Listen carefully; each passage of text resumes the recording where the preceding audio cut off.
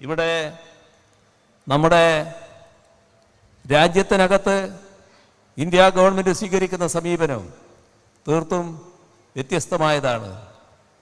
നേരത്തെ പൊതുവിൽ തൊഴിലാളികളെ ബാധിക്കുന്ന കാര്യത്തിൽ ഇന്ത്യ ഗവൺമെൻറ് സ്വീകരിക്കുന്ന നിലപാടിനെക്കുറിച്ച് പറഞ്ഞു കഴിഞ്ഞു. അത് തൊഴിലാളി വിരുദ്ധമാണ്, ജനവിരുദ്ധമാണ്. നമ്മുടെ രാജ്യത്താകെ കടുത്ത അതൃപ്തി ഇതിൻ്റെ ഭാഗമായി ഉടലെടുത്തിരിക്കുകയാണ്. ജനങ്ങളിലാകെ അതൃപ്തിയാണ്. എങ്ങനെയാണ് ആ അതൃപ്തിയെ കേന്ദ്ര ഗവൺമെൻറ് സമീപിക്കുന്നത്?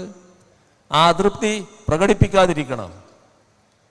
ആ അതൃപ്തി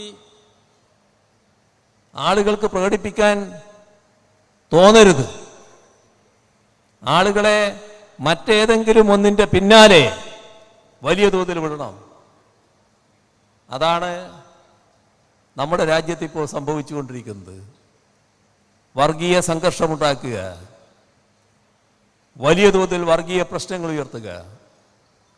ഇവിടെ ഒരു വിഭാഗത്തെ മറ്റൊരു വിഭാഗത്തിൻ്റെ ശത്രുവാക്കി മാറ്റുക. ആ ശത്രുതയെക്കുറിച്ച് മാത്രം ചിന്തിക്കുക. അതിൻ്റെ ഭാഗമായുള്ള വികാരം ശക്തിപ്പെടുത്തുക. സംഘർഷങ്ങൾ ഉടലെടുക്കുക. ആ സംഘർഷങ്ങളുടെ ഭാഗമായി കലാപങ്ങൾ ഉണ്ടാക്കാൻ പറ്റുമെങ്കിൽ കലാപങ്ങളിലേക്ക് എത്തിക്കുക. ഇതൊക്കെയാണ് രാജ്യത്ത് സംഭവിച്ചുകൊണ്ടിരിക്കുന്നത്. മനുഷ്യന് മനുഷ്യൻ്റേതായ രീതിയിൽ ജീവിക്കാനാകാത്ത അവസ്ഥ വന്നിരിക്കുന്നു. ഇവിടെ ഇഷ്ടമുള്ള ഭക്ഷണം കഴിച്ചുകൂടാ. നമ്മുടെ രാജ്യത്തിൻ്റെ ചില ഭാഗങ്ങളിൽ കഴിച്ച ഭക്ഷണത്തിൻ്റെ മേലെ ആളെ കൊല്ലാൻ പുറപ്പെടുന്നു. എന്തെല്ലാം നെറികേടുകളാണ് നടന്നിട്ടുള്ളത്. എന്തിനാണിത്? യഥാർത്ഥ പ്രശ്നങ്ങൾ ജനങ്ങൾ മനസ്സിലാക്കാതിരിക്കണം.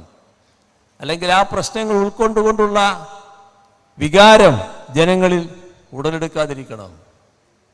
ദാരിദ്ര്യം പെരുകുമ്പോൾ ആ ദാരിദ്ര്യത്തിന് കാരണക്കാരായവരെ കുറിച്ച് ചിന്തിക്കരുത്.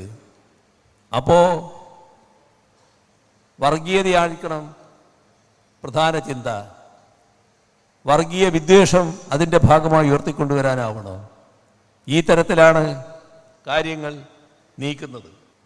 നമ്മുടെ രാജ്യത്തിൻ്റെ പൊതുവായ സാഹചര്യമാണിത്. ഇതിൻ്റെ ഫലമായി ജീവിത സാഹചര്യങ്ങൾ പുറകോട്ട് പോയിരിക്കുന്നു. എല്ലാ നിലയിലും നാം പ്രതീക്ഷിക്കുന്ന രീതിയിലുള്ള ഉയർച്ചയോ വളർച്ചയോ നേടാൻ നമുക്ക് കഴിയുന്നില്ല. അത്തരമൊരു സാഹചര്യത്തിനിടയാക്കുന്നത് ഇന്ത്യ ഗവൺമെൻറ് സ്വീകരിക്കുന്ന തെറ്റായ സമീപനമാണ്. ന്യൂനപക്ഷ വിഭാഗങ്ങൾക്ക് നേരെ കടുത്ത ആക്രമണം.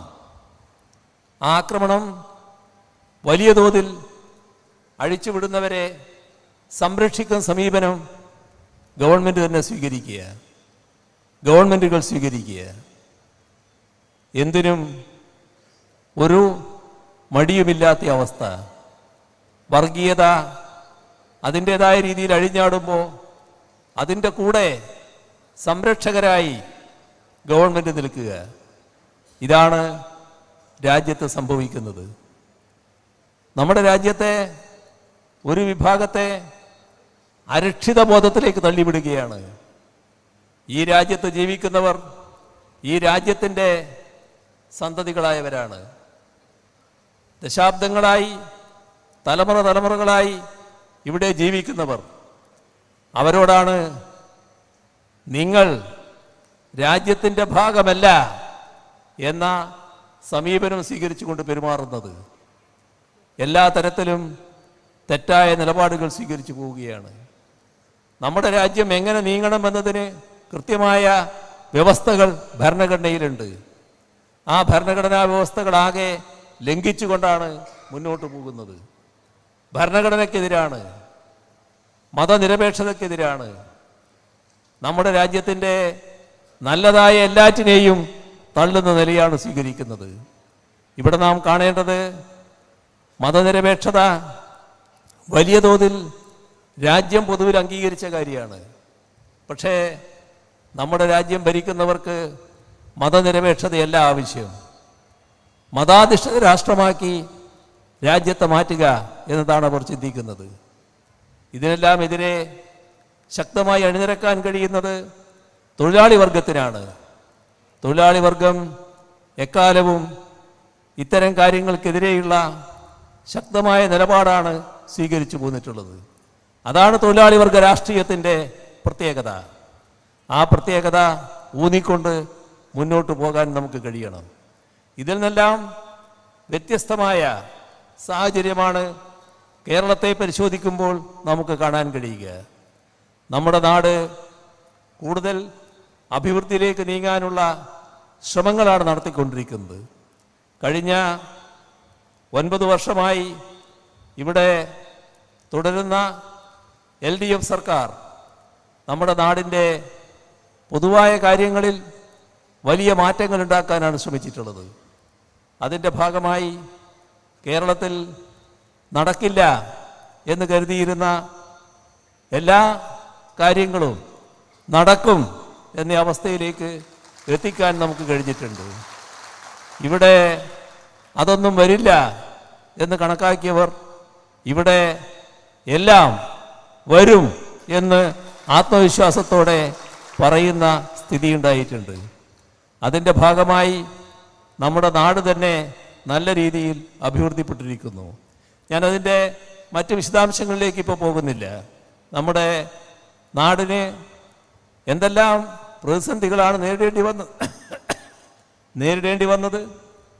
നമ്മുടെ നാടിൻ്റെ പുറകോട്ടടിക്ക് ഇടയാക്കുന്ന ഒരുപാട് നടപടികളാണ് കേന്ദ്ര ഗവൺമെൻറ് ഭാഗത്തടക്കമുണ്ടായത്.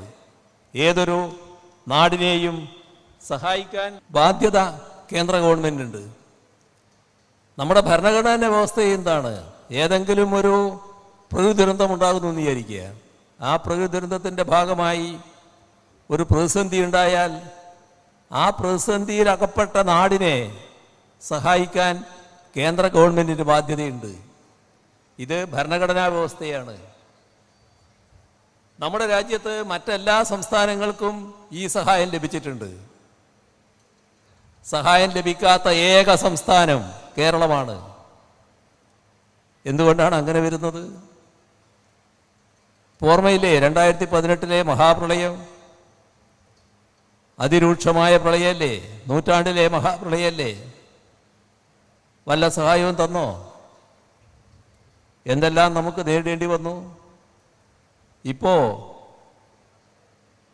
മുണ്ടക്കൈ ചൂരൽമല വല്ല സഹായവും തന്നോ?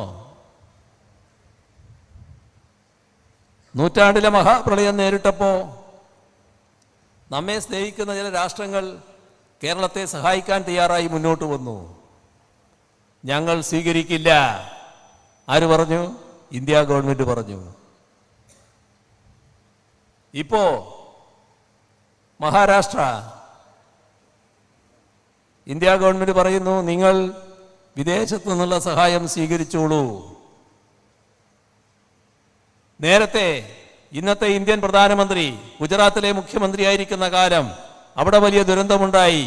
ആ ദുരന്തത്തിന് സഹായമായി രാജ്യത്തിന് പുറത്തു നിന്നും സഹായം ലഭിച്ചു.